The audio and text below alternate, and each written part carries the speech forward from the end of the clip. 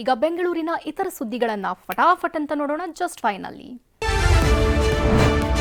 ಒನ್ವೇನಲ್ಲಿ ಬಂದು ಅತಿರೇಕದ ವರ್ತನೆ ತೋರಿದ್ದ ಬೈಕ್ ಸವಾರನ ವಿರುದ್ಧ ಎಫ್ಐಆರ್ ದಾಖಲಾಗಿದೆ. ಏಪ್ರಿಲ್ 4ರಂದು ಒನ್ವೇನಲ್ಲಿ ಬಂದಿದ್ದ ಕಿಡಿಗೇಡಿ ಶಂಕರ್ ಎಂಬಾತ ಕಾರಿಗೆ ಅಡ್ಡವಾಗಿ ನಿಂತು ಪೋಸ್ ಬೇರೆ ಕೊಟ್ಟಿದ್ದ. ನಡು ರಸ್ತೆಯಲ್ಲಿ ದುರ್ವರ್ತನೆ ತೋರಿದ್ದ ಈತನ ವಿರುದ್ಧ ಹಲಸೂರು ಗೇಟ್ ಠಾಣೆಯಲ್ಲಿ ಪ್ರಕರಣ ದಾಖಲಾಗಿದೆ. ನಗರದ ಹೊರವಲಯದಲ್ಲಿ ಮತ್ತೆ ಸರಗಳ್ಳರು ಆಕ್ಟಿವ್ ಆಗಿದ್ದಾರೆ. ಜಾತ್ರೆಗೆ ಹೋಗಿದ್ದ ಮಹಿಳೆಯ ಕುತ್ತಿಗೆಯಲ್ಲಿದ್ದ ಚಿನ್ನದ ಸರವನ್ನ ಕಳ್ಳತನ ಮಾಡಲಾಗಿದೆ.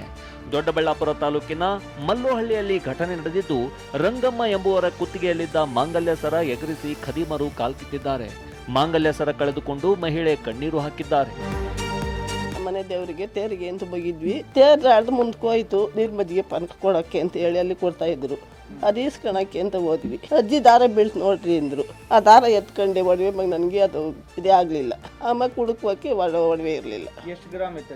50 ಗ್ರಾಮ್ ಸ್ವಾಮಿ. ಇವತ್ತಂದ್ರೆ ಇಟ್ಕೊಂಡು 5 ಲಕ್ಷ 6 ಲಕ್ಷ ಬೇಡ. ಬಿಡಿಎ ಭೂಸ್ವಾಧೀನ ಹೆಸರಲ್ಲಿ ವಂಚನೆ ನಡೆದಿರುವ ಆರೋಪ ಕೇಳಿ ಬಂದಿದೆ. ಎಲೆಕ್ಟ್ರಾನಿಕ್ ಸಿಟಿ ಮೈಲ್ಸಂದ್ರ ಸಮೀಪದ ರೇಣುಕಾ ಯಲ್ಲಮ್ಮ ಬಡಾವಣೆ ನಿವಾಸಿಗಳಿಂದ ಹಣ ವಸೂಲಿ ಮಾಡಲಾಗಿದೆ.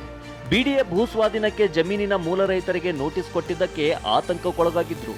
ಈ ಆತಂಕವನ್ನೇ ಬಂಡವಾಳ ಮಾಡಿಕೊಂಡು ಶ್ರೀನಿವಾಸ್ ಮತ್ತು ಮಂಜುನಾಥ್ ಹಣ ವಸೂಲಿ ಮಾಡಿದ್ದಾರೆ ಎನ್ನಲಾಗಿದೆ.